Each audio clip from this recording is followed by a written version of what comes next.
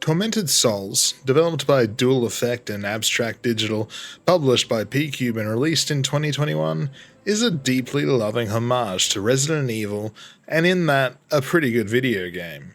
It's gorgeous to look at, has some of the most creative puzzles I've ever experienced, and hosts some great monster designs. But unless you're a survival horror veteran, I don't think I'd recommend it without at least working up your puzzle chops first. I haven't played many survival horror games. In fact, I only started playing the genre this year. I was always too much of a scaredy cat and didn't find the fun in being stressed out or confused, so I passed on the genre as a whole. Things have changed and I decided to finally give the Resident Evil series a go. I finished Signalis the other day and played the first 20 minutes of Silent Hill 2. That is my survival horror resume. I am not experienced in this genre, and I'm not ashamed to say that the puzzles in Tormented Souls ran circles around me. I'll explain more later, but I want your main takeaway from this introduction to be that if you're new to the survival horror genre, maybe start elsewhere. But if you want some actual bloody head scratches, Tormented Souls is the game for you.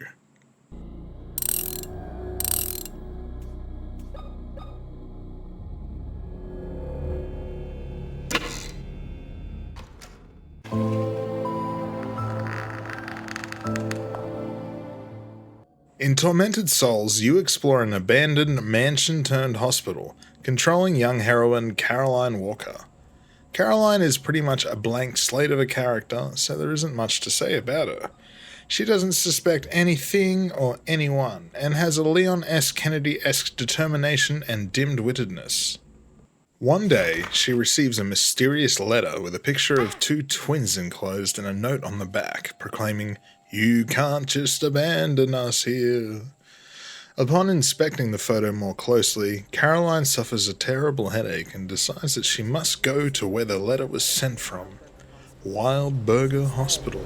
I can't get out of my head the image of those little girls. I can't sleep, and when I am able to fall asleep, it's only to dream horrible nightmares. I need to know what's going on. What's the meaning? This is a fine setup, and I like that they included the trope of mansion turned into something. Upon arrival at the hospital, an unknown man whacks Caroline over the noggin and she loses consciousness, waking up in a bathtub sometime later. The scene that follows is actually a little disturbing. She wakes up in a tub with one eye removed and a ventilator hooked up, which she promptly removes in a similar fashion to a clown removing its hanky.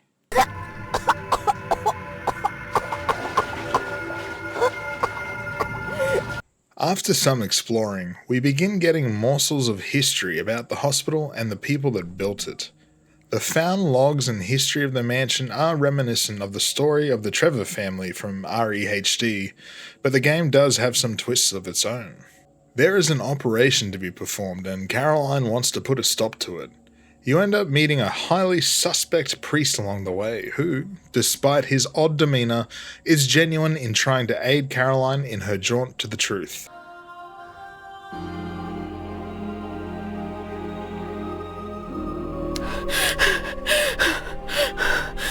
What the hell is going on here? My child, you are pale. What happened to you? A person in a... Like Resident Evil, the story is corny and ham-fisted, but the world building itself is believable for the scenario they're setting up. While not exempt from criticism of lazy or contrived writing, horror games have always been more about feeling and theme to me, which Tormented Souls nails.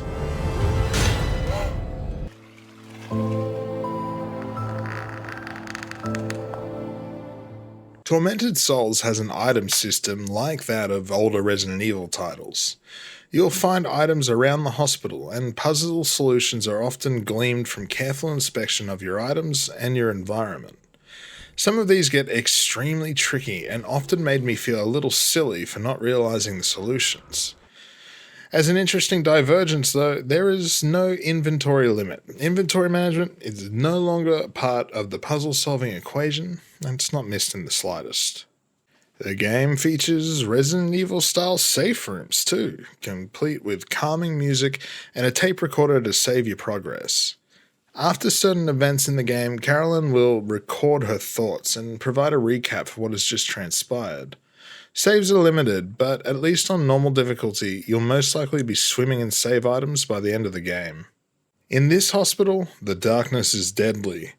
Going more than a couple seconds in the dark will kill Carolyn, so for a lot of the game, you'll be having to make a conscious choice whether to carry your weapon or your lighter. Sometimes there will be enemies in a dark room, forcing you to either juke them while holding your lighter or to light some candles in the room which give you enough light cover to pull out your weapon and defeat the enemy. Sometimes this is used for puzzles or to block hallways that you're not meant to be in yet. As there are only 2 characters you'll interact with in the game, Tormented Souls relies heavily on environmental storytelling and journal entries to get its tale across.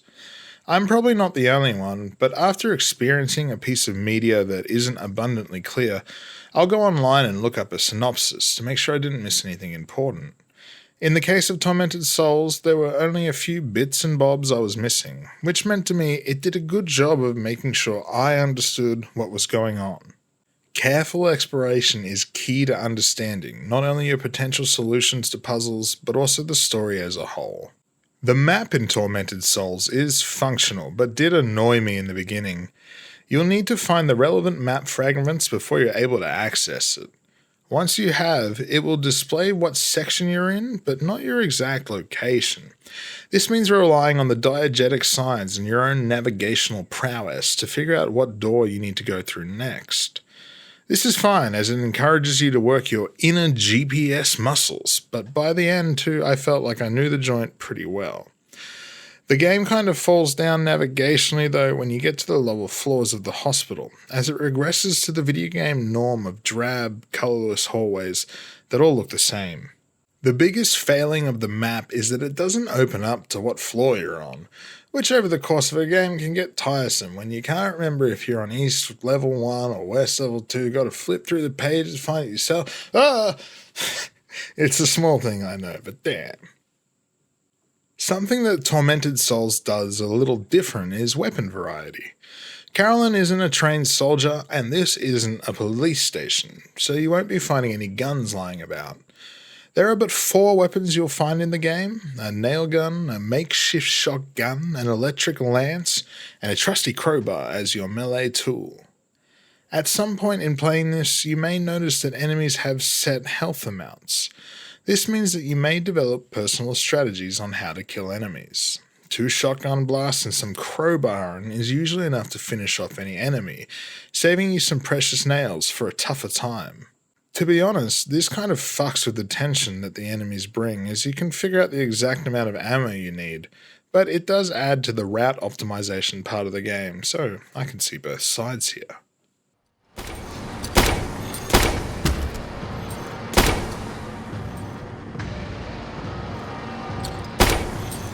When I started out in the game, I had no idea whether to kill enemies or not. It's part of the horror/mystery, but this was unclear to me for a while.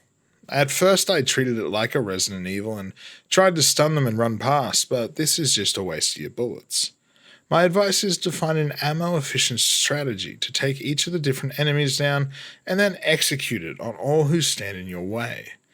I believe the game does have set points where things may respawn, but this game features so much backtracking that you're just simply doing yourself a favor by killing the enemies.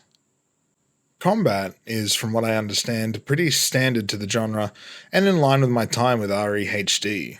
You find a spot to plant yourself and shoot till the enemy is dead. There isn't any form of headshot system like there is in REHD, but there are ample opportunities to line enemies up and kill 2 birds with 1 shell. The enemies are jukable, so genre veterans won't have a tough time here, but here's a tip. There is an iframe dodge button you can use while you're in your aiming stance, so take advantage of that. There are 7 different kinds of enemies you'll battle in Tormented Souls, and 1 boss fight. The variety of the enemy designs are grotesque and genuinely frightening, but they're all pretty samey to fight. One-size-fits-all strategy works here. That's okay, this isn't a combat-focused game, but yeah, don't expect anything special or unique in that department. At a certain point in the game, there is one enemy that will follow you around as you progress, similar to Mr. X. But the threat is non-existent, as this enemy has its own theme song and can be easily avoided by exiting and re-entering the room.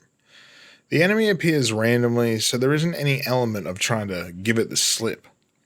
I get what the developers were going for here, but to be honest, the inclusion feels half-assed and not worth the effort they spent to include it. It doesn't make the game any less fun, but it feels artificial as fuck and only serves to cheapen the experience. The health system works the same way as Resident Evil, the fine, caution, danger system. I don't find myself wanting for morphine shots to heal myself, so the tension's kind of lost in that regard. While I'm not going to hand it to the game for taking systems straight out of Resident Evil, it's just one of the many little things Tormented Souls to make it feel like a homage and not a rip-off. The puzzles in the game are nothing short of brilliant and a triumph. I don't have a lot of quote-unquote survival horror game experience. As I said, I've played a lot of Resident Evil and finished Signalis, but neither provided much in terms of using my brain. I figure the idea is solving simple puzzles under duress, and I'm cool with that. Tormented Souls is on a whole other goddamn level compared to those games. This feels like a game built from the ground up by people who were sick of lighting three torches being considered a puzzle.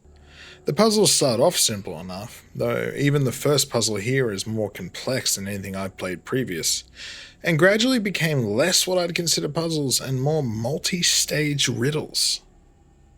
By the halfway point, I have no shame in admitting I needed a guide. Maybe that makes my opinion on the game worth less, but I just don't have time to get stumped for an hour on a single puzzle. It just isn't fun. I feel like this could be a byproduct of playing the whole game over a weekend. Maybe you're supposed to get stumped and walk away with the answer hitting you in the shower sometime later, or the bathtub, but that just isn't the way I played it. I don't like using guides. For better or for worse, I've always been a self-taught kind of guy, stubbornly refusing to use collaborative knowledge. Tutorials and whatever are fine for mechanically dense games such as Hearts of Iron or Pathfinder series, but I draw the line at looking at builds or step-by-step guides to accomplish something. Over time though, I'm teaching myself at getting better at this, and Tormented Souls showed me there is no shame in doing so, especially since this genre is in my wheelhouse. I think of this game like a magician. It's doing some things that I understand and have seen before, but by the second act, this game is pulling rabbits out of places I didn't even know existed. Only 2 puzzles from memory require any knowledge from outside of the game, but everything else is laid out in front of you. You just have to work it out. My problem is that I was constantly overthinking or underthinking the puzzles and never finding the balance between the two. The game wants you to find this balance, and it excels at walking that line. For my stupid real-life job, I do a lot of sorting, organizing, and finding needles in haystacks. If I'm looking for something in particular and unable to find it for too long, everything just becomes a blur. Despite still trying to find the thing, my focus is lost and my brain starts looking for solutions in all the wrong places. This happened to me quite a lot with Tormented Souls, but to bring this around to the magician analogy, Tormented Souls is a really good magician, and whether I worked it out or not myself, I was still highly amused when I found the answer. This game made me feel dumb as bricks, but not in a way that I felt insulted.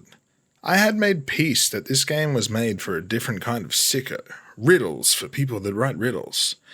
The important part is that, upon revealing the answer to myself with a guide, the craft of the riddle itself is still appreciable no matter who you are or how you came to the answer. My favourite puzzles in the games were the ones requiring you to go through the mirrors. People who have played the game will know what I'm talking about, but I don't want to spoil things for those that don't.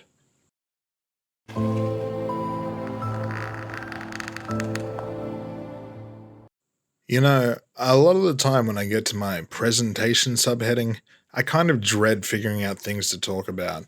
But not with Tormented Souls. Oh, this game is exactly how I imagine an RE1 remake would look if they stuck to the fixed angles. Everything in the art style is well sketched, and the environmental clutter is on par with a modern game. There is opulent decor, ghastly surgical instruments, and grotesque monsters to be found throughout the hospital, giving an idea to what kind of place this was and what may have been going on behind closed doors. Though the game looks great though, the animation work is pretty shoddy. Carolyn runs around like she's got something stuck somewhere, and the way she attacks and gets attacked never look like it's actually connecting. There is some good cutscene work, particularly in the beginning, shortly after you arrive at the hospital, the scene that made me legitimate wince a touch, so points there. Like the mansion and the police station that this game holds in such reverence, it too has a grand main hall, which the branching wings can join.